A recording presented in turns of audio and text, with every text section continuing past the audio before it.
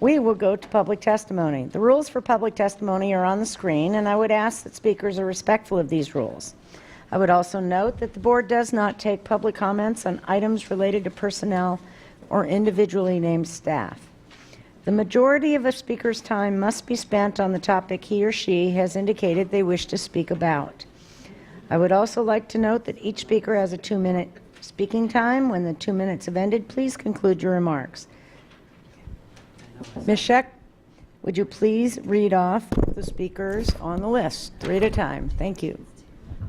Sure. First up for public testimony, we have Tiana Anderson, Miki Matsumoto, Carl Ingram, and Hannah, followed by Chris Jackins and Melissa Westbrook.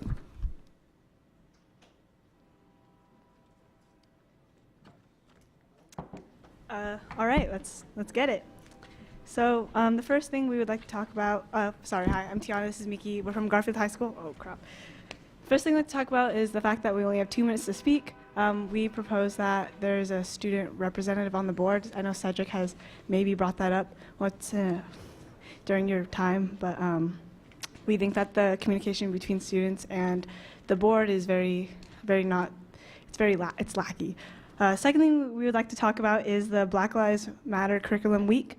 The problems that we had with it were that teachers either didn't do it or they were thrown into it without any organization. It felt very performative, and it seemed like it was centered around white students' feelings over black students' lives and history and knowledge. So we would like to propose that Black Lives Matter Week is required, more funded, teachers are given more resources and training, and students have more input or voice in it. Something else that we would like to bring up is the increased security on our campus. The problem around that is that kids really don't feel that safe with the added security measures on our campus, such as the increased police presence. And the locking of the doors and bathrooms are really inconvenient for a lot of kids, and it causes them to congregate around the front doors and only go through the front doors, which is extremely unsafe in the incident of an emergency. The other thing about that is that we think effort should be more placed on helping kids through their mental illnesses rather than militarizing the school and making it feel like a prison for a lot of kids, and if we're talking realistically. The last thing is about the new portables that are going to be in place.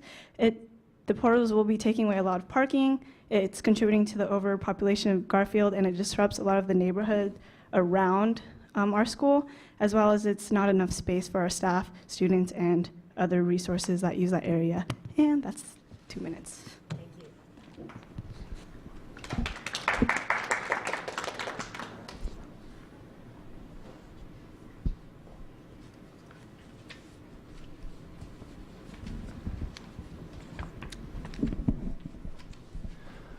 My name is Chris Jackins, Box 84063, Seattle 98124. On Webster and Wing Luke, please vote no on these items. On the warrants report, 7 points. Number 1, the district keeps certain financial information secret. How do you know if there are potential conflicts of interest? Number 2, on May 20th, 2015, the school board voted to accept a $2.7 million anonymous athletic program matching grant. One condition of the grant was that the donor's name be kept secret not only from the public, but also from some school board members voting on the grant.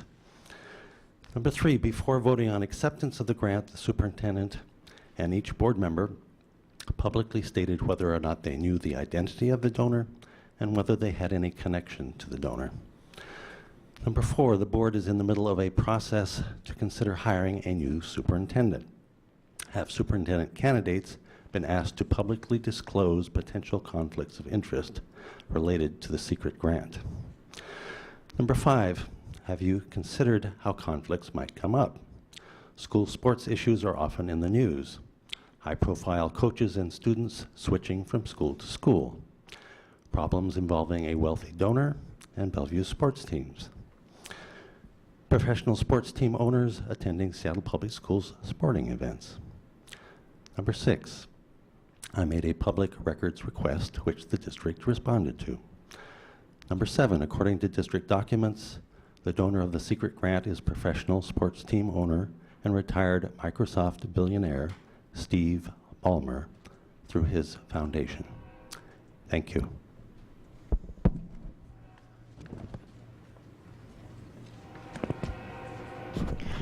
After Melissa Westbrook, we will have Ted Nutting, followed by Brian Terry and Gianrosario. Good evening. Concerning the Lake City lease bar, I had to smile at this one as several of us suggested this in the past, and we were told it's too small a space and too costly to get it back.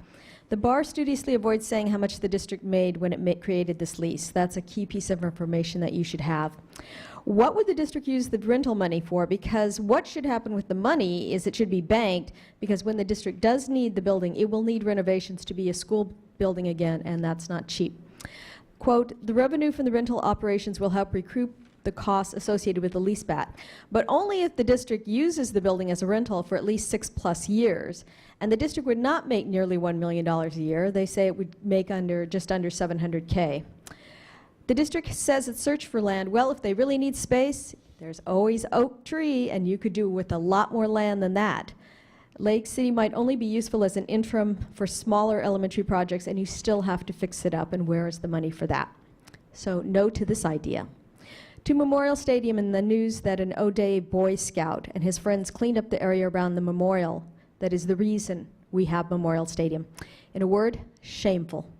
Because more than a decade ago, I stood at this podium shoulder to shoulder with SPS grads who had classmates who fought and died in World War II, who were unhappy that the memorial was overgrown with bushes and had trash all around it. I'm thinking that most of them are dead now. So who's going to speak up for them? Me. How hard is it? How hard up is this district that for a modest amount every year you can't maintain a public memorial? Some of you must have walked past it when you went to sign the MOU with the city. I ask that you direct budget staff to add a line item to next year's budget that will allow this upkeep until such time that the stadium is renovated. But if this is how you take care of it now, I have not high hopes for what happens when there's a new stadium.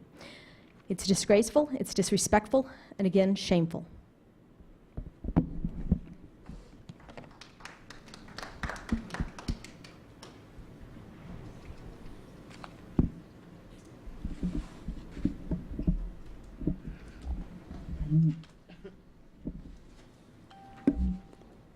Members of the board, you're on the verge of selecting a new superintendent. I contend that having a superintendent who will strongly promote explicit instruction in mathematics is one of the most effective ways, maybe the most effective way, to reduce the achievement gap in our schools. The school district administration has never been supportive of explicit instruction. The administration, to its credit, did look into the fact that at 3 middle schools with high minority populations, Mercer, Akikarosi, and Denny, the achievement gap in math has been greatly reduced. They came up with a report that I'm sure you've seen analyzing the results. Again, to their credit, they did find that explicit instruction contributed to these schools' success. Here's the finding. The math of the lessons is explicit and deeply grounded in state standards. The state standards part is obvious. You have to teach what the students will be tested on. The explicit instruction part is what is important. But this finding is downplayed in the report. Other findings without justification are presented as more important. Here's one of them. There is professional learning in a coaching or team environment. That one is cited as most important. Here's another. Student-teacher relationships are learning-focused, built on high adult expectations for students, and accompanied by ample learning support. It's clear to me that the use of explicit instruction method is by far the most important factor. Here's why. Teachers at these 3 schools have ditched the adopted middle schools, have created their own materials, and used explicit instruction. They broke the rules. At most of the other schools, presumably, the rules were followed and the adopted texts were used. So it's reasonable to conclude that explicit instruction made a big difference. The other findings, though, describe what all the schools are already supposed to do, and presumably most are doing. So the mere fact that there is professional learning in a coaching or team environment doesn't show anything if both the successful schools and the failing schools are doing it. Here's what I think. There is indeed professional learning in a coaching or team environment going on, but the success is not due to the mere existence of this. It's because explicit instruction is stressed as part of that learning. Thank you.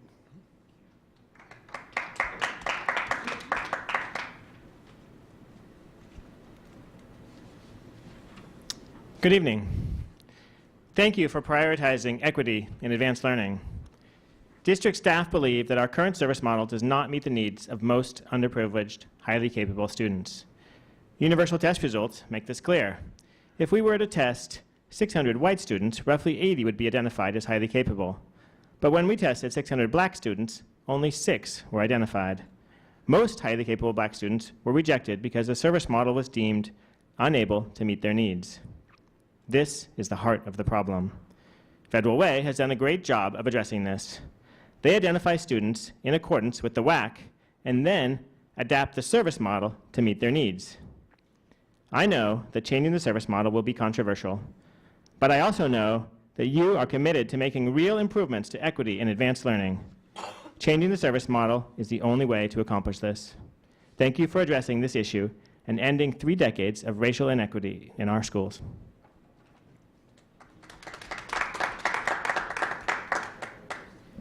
After Gianrosario, we will have Saj Ali, followed by Tyrone Kenny.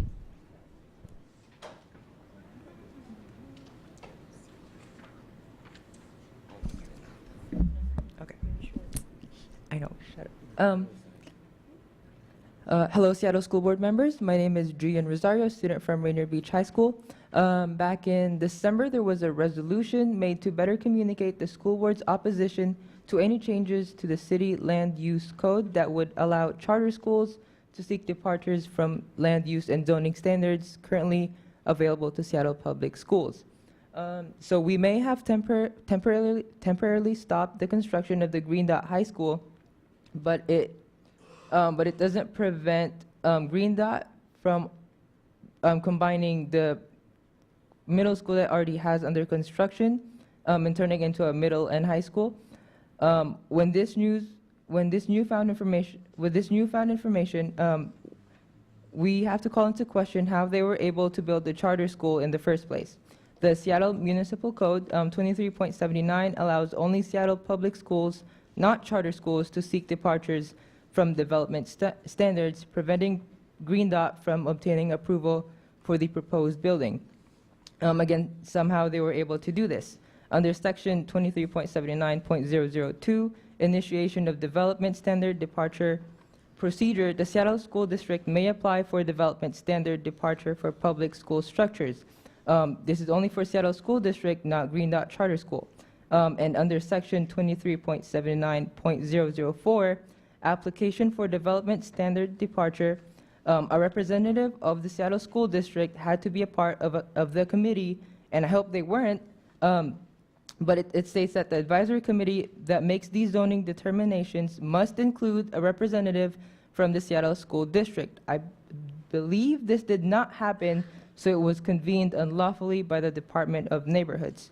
Therefore, the existence of the Green Dot Charter Middle School is illegal. And we, the students of Rainier Beach High School, are encouraging the district to have tougher actions. For example, maybe file a lawsuit. Thank you.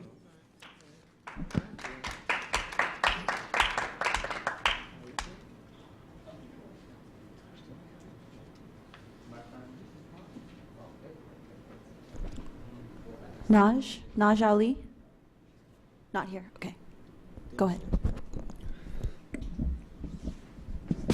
Well, I come to speak on the Rainier School Board because, you know, I sit back at... Can you introduce yourself, sir, please? First of all, my name is Tyrone Kenny, and with God Is nonprofit. Me and my wife, we have a nonprofit, and we've been working with the Rainier Beach Community School all last year and this year. And we want to speak up for them this year, you know, because I sit back and look at these schools in Seattle, Washington. I'm not from here. I'm from Georgia. And we don't do things like that. You know, we sit back and look at this school and how you want to fund it, how you don't want to fund it, how you need to be doing things in the school for the school. Because the school is your future. The school is the future. If you don't put the future right, and you're talking about the gun violence, you took the Pledge of Allegiance out the school, and you expect the better because you're not honoring God under this situation, and we're sitting up here fighting battles that we made on ourselves. Let's do the right thing. Give them their funding. Renew the school, cause the school, you know, they fall down. You can't teach nobody in no school that look all bad. You come to school, you ain't got, then half of the school, that's a low-income area.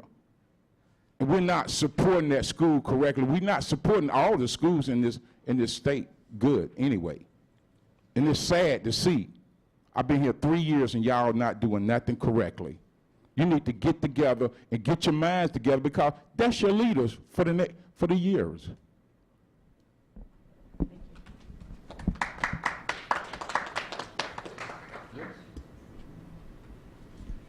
This concludes the sign-up list for public testimony this evening. Okay, the board is going to take a 10-minute break, and then we'll launch into the business portion of our meeting. We have one action item and a plethora of intro items. We'll do that after the 15-minute break. Get Jill to sit back down. No, come on, I blew it, all right?